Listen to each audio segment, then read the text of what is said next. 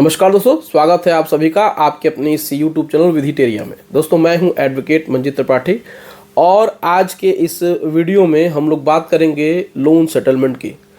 दोस्तों loan settlement एक ऐसा शब्द है जो कि हर व्यक्ति चाहता है कि उसका लोन सेटल हो जाए अगर वो पैसा नहीं दे पा रहा है। आप में से बहुत सारे लोग ऐसे हैं जो अपने लोन के सेटलमेंट के लिए परेशान रहते हैं, क्योंकि आपने जब लोन लिया था तो आपकी उस समय कंडीशन बहुत अच्छी थी, लेकिन आज के समय में आपकी फाइनेंशियल कंडीशन बहुत ही ख़राब हो गई है। कारण कुछ भी हो सकता है, रीज़न कुछ भी हो सकते हैं, क्योंकि फाइनेंशियल क्राइसिस शुरू हो चुकी है। आप मैनेज नहीं कर पा रहे हैं, आप न तो अपने घर के खर्चे मैनेज कर पा रहे हैं और न ही आप अपने बिजनेस को मैनेज कर पा रहे हैं, या फिर आप नौकरी नहीं कर पा रहे हैं, या तो आपका जॉब छूट गया है, या तो आपके बिजनेस में लॉसेस शुरू हो गए हैं, घाटे हो रहे हैं, जिसकी वजह से आमदनी कम हो गई है, जो पहले थी अब वो नहीं रह गई है। इसीलिए आप लोन को रीपेमेंट समय पे नहीं कर पा रहे हैं, आपकी ईएमआई बाउंस हो रही है और बैंक की तरफ से प्रेशर आपके ऊपर बढ़ता जा रहा है। अब ऐसे कंडीशन में आप लोग सोचते हैं कि आपका लोन सेटल हो जाए, लेकिन आप लोग बैंकों से बातचीत करते हैं, रिकवरी एजेंट से बातचीत करते हैं, लेकिन परिणाम कुछ भी नहीं निकलता है। तो ऐसे कंडीशन में क्या करें? सबसे पहले तो हम लोग को ये समझना होगा कि लोन सेटलमेंट कब होता है और ये कैसे होता है। देखिए, सबसे पहले तो हम आपको बता दें कि बैंक अपने लोन को रिकवर करने के लिए पूरा का पूरा जोर लगाता है। एकदम सिंपल लैंग्वेज में आपको हम बता रहे हैं कि बैंक पूरी कोशिश करता है कि उसका 100% पैसा रिकवर हो जाए, क्योंकि बैंक कभी ये नहीं चाहता है कि उसका जो भी लोन है वो सेटल हो। अगर सेटलमेंट बैंक करता है तो इससे बैंक को फाइनेंशियल लॉसेस होते हैं, लेकिन बैंक कभी कभी सेटलमेंट करता है क्योंकि ऑप्शंस उसके पास भी नहीं रह जाते हैं। लेकिन ये सेटलमेंट कब होता है, किन परिस्थितियों में होता है, इसको भी समझना ज़रूरी है। क्या आरबीआई ने कोई ऐसा नियम लागू किया है कि सेटलमेंट अब नहीं होगा? कुछ लोग ऐसे वीडियोस में बातें कर रहे हैं जिससे कि लोग हमसे पूछ रहे हैं कि सर, क्या आरबीआई के पास ऐसा कोई पावर है कि वो सेटलमेंट को बंद कर सकता है? तो देखिए, सबसे पहले तो हम आपको बता दें कि आरबीआई का सेटलमेंट से कुछ भी लेना देना नहीं है। आरबीआई एक नियंत्रण बैंक है, यानी कि वो बैंक को नियंत्रित करती है, गवर्निंग संस्थान है। वो छोटे छोटे जितने भी रजिस्टर्ड उनके यहाँ बैंक है उनको वह हैंडल करती हैं। लेकिन लोन का जो सेटलमेंट होता है वह बैंकों का इंटरनल मैटर होता है। तो इसमें आरबीआई बैंकों के ऊपर किसी प्रकार से कोई भी अभी तक तो कोई नियम लागू नहीं किया है कि कोई भी बैंक, कोई भी एनबीएफसी कंपनी सेटलमेंट नहीं कर सकती है। तो जो लोग इस तरीके के वीडियो में अपनी बातें कह रहे हैं तो उनसे बचने की ज़रूरत है। आपके मन में एक प्रश्न उठ गया कि भाई अब तो सेटलमेंट नहीं होगा क्योंकि आरबीआई ने मना कर दिया है। तो आरबीआई ने ऐसा कोई भी गाइडलाइन जारी नहीं किया है कि सेटलमेंट नहीं हो सकते हैं। बैंकों के इंटरनल मामले हैं, बैंक चाहे तो पूरा का पूरा लोन माफ़ कर दे, उससे आरबीआई कोई फ़र्क नहीं पड़ता है। आरबीआई को तो फ़र्क पड़ता है कि अपनी मॉनेटरी पॉलिसी से और जो उसके यहाँ लोन दिया गया है, जो छोटे छोटे बैंक हैं उनका पैसा कैसे रिकवर हो।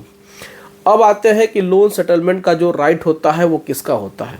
देखिए, अमूमन तो देखा जाता है कि लोन सेटलमेंट का जो राइट होता है, अधिकार होता है, वो बैंकों का ही होता है। जो एनबीएफसी कंपनी है, बैंक्स है, जो पैसा देता है वही सेटलमेंट का राइट रखता है।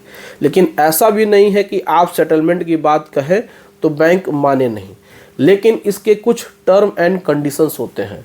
अब ऐसा नहीं है कि आपने पिछले महीने कोई लोन लिया और इस महीने से पैसा देना आप बंद कर दे रहे हैं, आपने एक भी ईएमआई नहीं दी तो आप चाहे कि आपका सेटलमेंट हो जाए तो बैंक अगले महीने जाके उसका सेटलमेंट कर दे। ऐसा बिल्कुल भी नहीं है। आपका अकाउंट एनपीए होना चाहिए, 3 महीना पुराना एनपीए होना चाहिए, यानी कि 3 महीना और 3 महीना यानी 6 महीने, तकरीबन 6 महीने के बाद ही बैंक सेटलमेंट करते हैं। उसके लिए भी आपको पूरा का पूरा एक आवेदन देना होता है, एक एप्लीकेशन देना होता है, यानी एक लेटर के माध्यम से बैंक को अपने फाइनेंशियल कंडीशन और मेडिकल कंडीशंस के बारे में आपको बताना होता है। अब ऐसा नहीं है कि आपके पास पैसे कम आ रहे हैं तो आप बैंक से सेटलमेंट कर लें तो बैंक आपसे सेटलमेंट कर लेगा, ऐसा बिल्कुल भी नहीं है। बैंक देखता है कि जो बोरोवर है उसकी फाइनेंशियल कंडीशन ख़राब है, उसकी जो स्टेटमेंट है, जो भी उसकी सैलरी स्लिप है, जो भी उसके अकाउंट्स हैं, सेविंग अकाउंट्स हैं, उसमें पैसा नहीं आ रहा है, और तो और उसके बाद वो आपसे पूछता है कि घर में कोई बीमार है या फिर कोई मेडिकल इमरजेंसी है क्या। अगर कोई मेडिकल इमरजेंसी है तो उसका डिटेल्स आप हमको दीजिए, मेडिकल जो रिपोर्ट वगैरह है, जो भी आपके मेडिकल बिल्स वगैरह हैं, आपको उसको दिखाना होगा। बैंक अपने सीनियर्स को भेजेंगे, जो भी सीनियर उसमें ऑफिसर्स होते हैं, जो सेटलमेंट के सीनियर ऑफिसर्स होते हैं, उनको वो बहुत अच्छी तरीके से चेक करते हैं।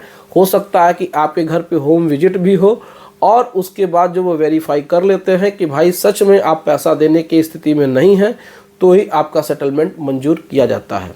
दूसरी बात, जब आपका एनपीए बहुत ज़्यादा पुराना हो जाता है, 6 महीना, साल भर, 1.5 साल, 2 साल, 3 साल, 4 साल, तो फिर बैंक आपको अपने मन से ही ऑफर देते हैं कि आप लोक अदालत के माध्यम से आप सेटलमेंट कर लीजिए।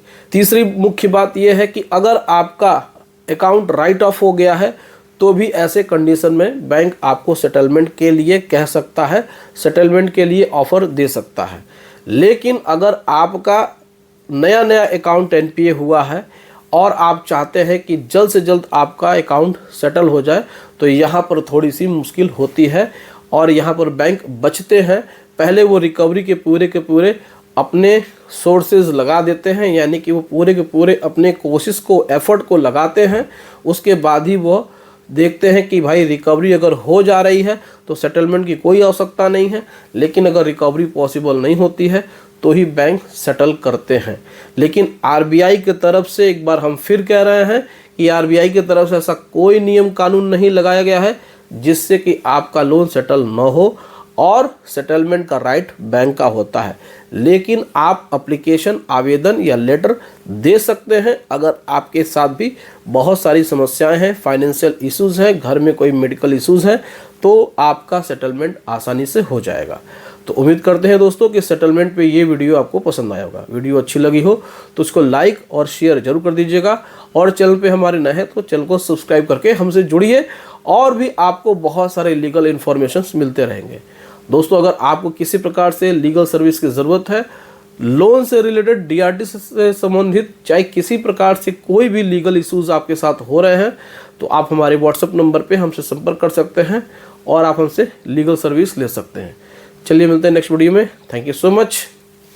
जय हिंद दोस्तों।